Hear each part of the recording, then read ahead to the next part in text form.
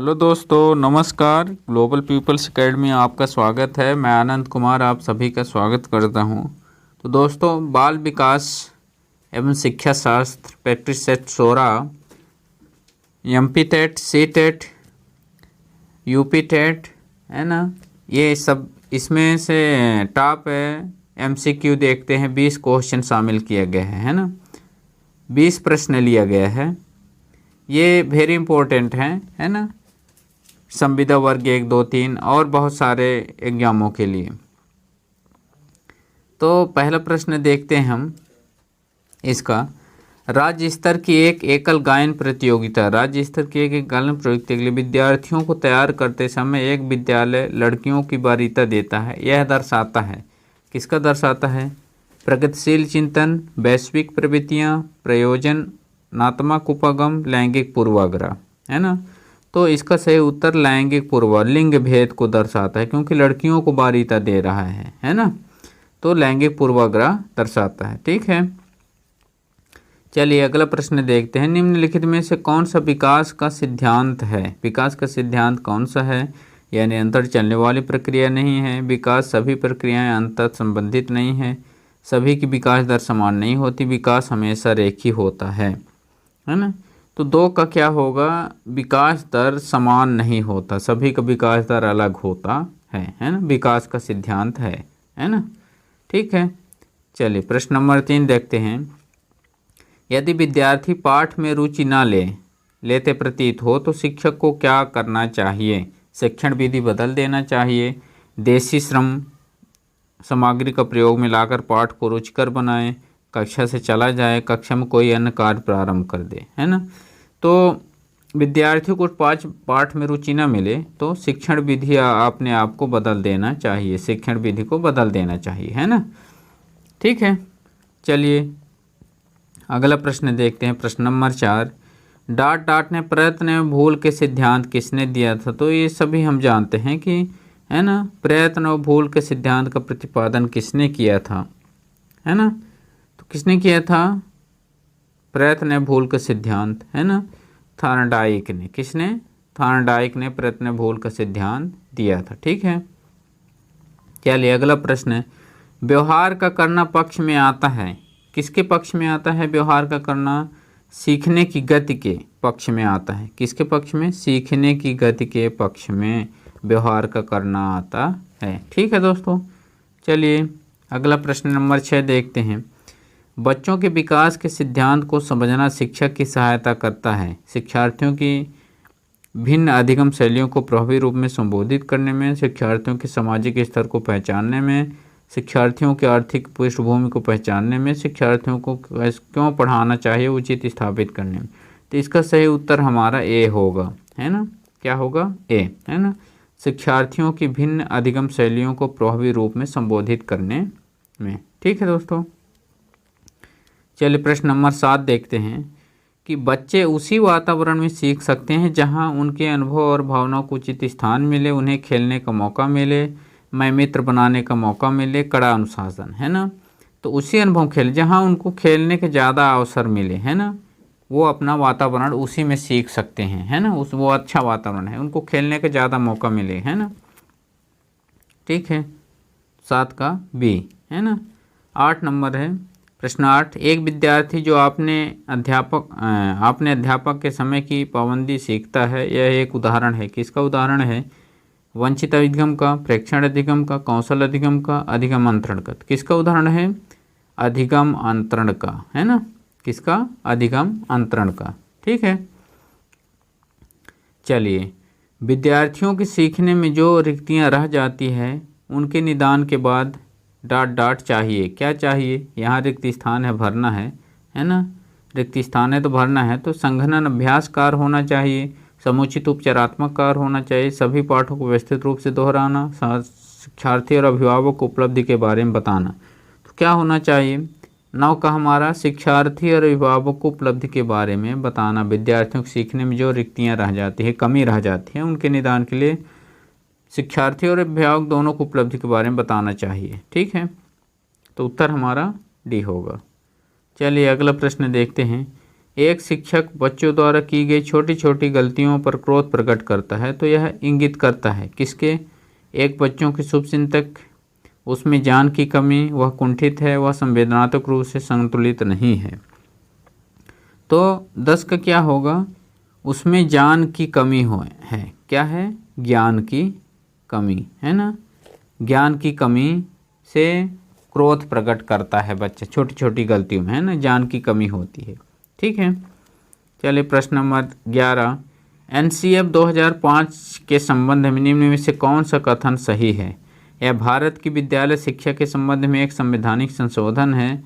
NCERT द्वारा तैयार की गया दस्तावेज जो भारत की विद्यालय शिक्षा के संबंध में संपुष्ट प्रिय प्रस्तुत करता है ना। और ए बी दोनों, है ना, सी ए बी दोनों, डी इनमें से कोई नहीं, है ना। तो कौन करता है?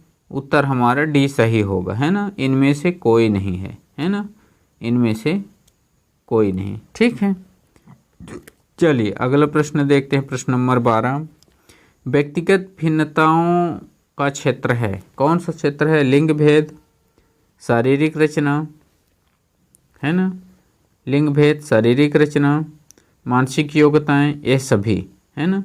तो व्यक्तिगत भिन्नताओं का क्षेत्र कौन सा होता है? मानसिक योग्यताएं। कौन सा होता है? मानसिक योग्यताएं। ठीक है, चलिए अगला प्रश्न देखते हैं। एक सजीव कक्षा स्थिति में निम्नलिखित में सबसे अधिक संभावित है। क्या है? कभी कभार हंसी का शेर, पूर्ण रूप से शांति, शिक्षक छात्र वार्तालाप, विद्यार्थियों के बीच तेज आवाज में वार्तालाप, है ना। तो एक सजीव कक्षा स्थिति में निम्नलिखित सबसे अधिक संभावित क्या है? तो सबसे अधिक संभावित है विद्यार्थियों के बीच तेज आवाज में वार्तालाप, है ना। उत्तर हमारा डी सही होगा। ठीक है, चलिए प्रश्न नंबर 14, सामाजिक नियमों और कानूनों के विरुद्ध व्यवहार करने वाला बालक कहलाता है। क्या कहलाता है? पिछड़ा बालक, मंदबुद्धि बालक, जड़ बुद्धि बालक, बाल अपराधी, है ना। तो क्या कहलाता है? जड़ बुद्धि बालक, है ना, उदंड बालक।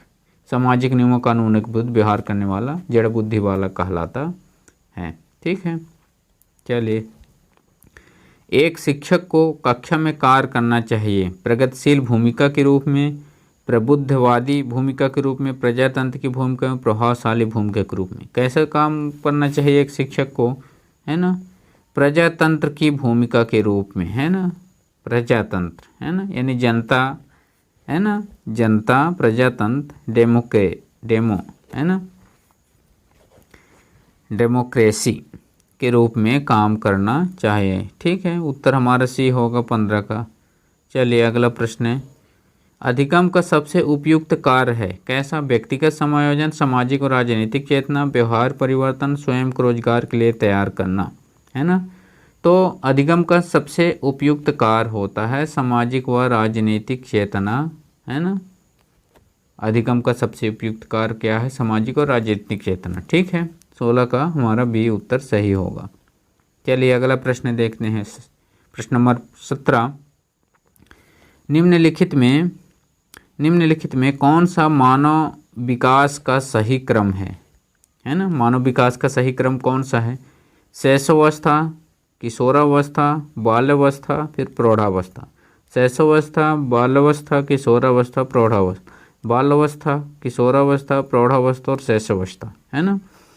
तो बाल्यावस्था के बाद किशोरावस्था आता है, किशोरावस्था के बाद, है ना, बाल्यावस्था आता है, शैशवावस्था के बाद किशोरावस्था, किशोरावस्था के बाद बाल्यावस्था, बाल्यावस्था के बाद प्रौढ़ावस्था, है ना। तो कौन सा इसमें से सही है? 17 का, है ना। तो इसमें से सही उत्तर हमारा होगा बाल्यावस्था, है ना, फिर शैशवावस्था, बाल्यावस्था, किशोरावस्था और प्रौढ़ावस्था। तो हमारा बी उत्तर सही होगा, है ना। शैशवावस्था के बाल्यावस्था, फिर किशोर आता है ना। शैशवावस्था हम 0 से 5 वर्ष करते हैं, फिर बाल्यावस्था 5 से, है ना, 7 वर्ष, किशोरा 5 से 12 वर्ष बाल्यावस्था होता है ना।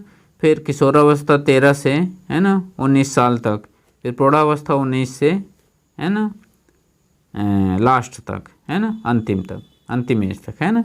तो शैशवावस्था 0 से 5 वर्ष होता है, शैशवावस्था वर्ष होता है 0 से 5 वर्ष, बालावस्था 5 से 12, किशोरावस्था 13 से 19, फिर 19 से मतलब प्रौढ़ावस्था होता है, ठीक है। 18 देखते हैं, व्यक्तित्व का समाजशास्त्र प्रकार का सिद्धांत दिया था, किसने दिया था व्यक्तित्व का समाज प्रकार? हिपोक्रेटिस के द्वारा, ट्रेन नंबर के द्वारा, सोल्डन के द्वारा, स्प्रेंजर के द्वारा, है ना।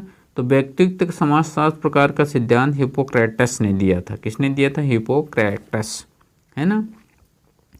ये आपको इम्पोर्टेंट, हाँ, हिपोक्रेटस ने दिया था। चलिए ठीक है, अगले में बताएंगे, है ना। कुछ महत्वपूर्ण टिप्स था तो उसको बाद में बताएंगे हम। चलिए 19 नंबर प्रश्न है, जब बालक सीखने के लिए तैयार होता है तब वह जल्दी और प्रभावशाली तरीके से सीखता है, यह सिद्धांत प्रतिपादित किया है, किसने किया है यह सिद्धांत प्रतिपादित? पावलोव ने। किसने किया है? सही उत्तर क्या होगा? पावलोव, ठीक है। चलिए अंतिम प्रश्न है दोस्तों, है ना। वह कथन जो व्यक्तित्व भिन्नता के संदर्भ में सत्य नहीं है, सत्य नहीं है, वह है क्या है? व्यक्ति विशेष प्रकार में भिन्न होते हैं, व्यक्ति विशेष कोटि में भिन्न होते हैं, व्यक्ति विशेष प्रकार व कोटि दोनों भिन्न होते हैं, व्यक्ति विशेष न तो कोटि और न ही प्रकार भिन्न होता है ना। तो वह नहीं है, कौन सा कथन संदर्भ में सत्य नहीं है? व्यक्ति विशेष न तो कोटि में और न ही प्रकार में भिन्न होता है ना। तो इस वीडियो को देखने के लिए धन्यवाद। वीडियो कैसा लगा दोस्तों कमेंट करके ज़रूर बताएं। नेक्स्ट वीडियो में पुनः मिलेंगे।